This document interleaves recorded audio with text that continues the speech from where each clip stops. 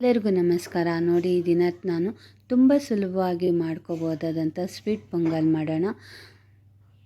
ಒಂದು ಹಿಡಿಯಷ್ಟು ಕಡಲೆಬೇಳೆನ ಹಾಕ್ಕೊಂಡು ಚೆನ್ನಾಗಿ ತೊಳೆದು ಒಂದು 3-4 ಸರಿ ವಾಶ್ ಮಾಡಿಕೊಂಡು ಒಂದು ಅರ್ಧ ಗ್ಲಾಸಷ್ಟು ನೀರನ್ನು ಹಾಕ್ಕೊಂಡು ಕುದಿಯೋಕ್ಕೆ ನೋಡಿ. ಒಂದು ಕುದಿ ಬಂದಾಗ ಒಂದು 50% ಬೆಂದಿದೆ ಅಂದಾಗ 1 ಕಪ್ಪಷ್ಟು ಹಾಲನ್ನು ಸೇರಿಸ್ಕೊಳ್ಳಿ. ನೋಡಿ, ಹಾಲೆಲ್ಲ ಚೆನ್ನಾಗಿ ಕುದಿಬೇಕಾದ್ರೆ ನಾನು ಚಿತ್ರಾನ್ನ ಮಾಡೋಣ ಅಂತ ಅನ್ನಕ್ಕೆ ಇಕ್ಕಿದ್ದೆ, ಅದನ್ನು 2 ಕಪ್ಪಷ್ಟು ಹಾಕ್ಕೊತಾ ಇದ್ದೀನಿ. ಈಗ 1 ಕಪ್ಪಷ್ಟು ಹಾಲನ್ನು ಸೇರಿಸ್ಕೊಳ್ಳಿ. ಇದು ನಮ್ಮ ತಾಯಿಯವರು ಮತ್ತು ನಮ್ಮ ಅಜ್ಜಿಯವರೆಲ್ಲ ಹೀಗೆ ಮಾಡ್ತಾಯಿದ್ದಿದ್ದು ಪೊಂಗಲ್ಲು. ತುಂಬಾ ರುಚಿಯಾಗಿರ್ತಿತ್ತು. ನೋಡಿ, ಇಷ್ಟನ್ನು ಚೆನ್ನಾಗಿ ಮಿಕ್ಸ್ ಮಾಡ್ಕೊಳ್ಳಿ. ನೋಡಿ, ಈ ಥರ ಒಂದು ಕುದಿ ಬರಬೇಕಾದ್ರೆ ಎಲ್ಲ ಚೆನ್ನಾಗಿ ಮಿಕ್ಸ್ ಮಾಡಿಕೊಂಡು 2 ಕಪ್ಪು ಅನ್ನ ಹಾಕ್ಕೊಂಡಿದ್ನಲ್ಲ, ಅದಕ್ಕೆ 1 ಕಪ್ಪಷ್ಟು ಬೆಲ್ಲನ ಸೇರಿಸ್ಕೊತಾ ಇದ್ದೀನಿ, ಆರ್ಗ್ಯಾನಿಕ್ ಬೆಲ್ಲನ.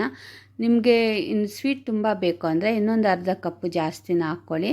ಸ್ವೀಟ್ನ ನೋಡ್ಕೊಂಡು ಹಾಕ್ಕೊಳ್ಳಿ.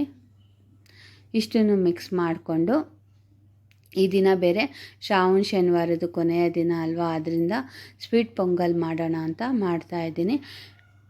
1 ಹಿಡಿಯಷ್ಟು ಕಾಯಿ ತುರಿನ ಹಾಕ್ಕೊಂಡಿದ್ದೀನಿ ಮತ್ತು ಒಂದು 4 ಟೇಬಲ್ ಸ್ಪೂನಷ್ಟು ತುಪ್ಪನ ಸೇರಿಸ್ಕೊಂಡು ಒಂದು 2 ನಿಮಿಷ ಕುದಿಯೋಕ್ಕೆ ಬಿಡಿ. ಸೂಪರಾಗಿ ಪೊಂಗಲ್ ರೆಡಿ ಆಗುತ್ತೆ.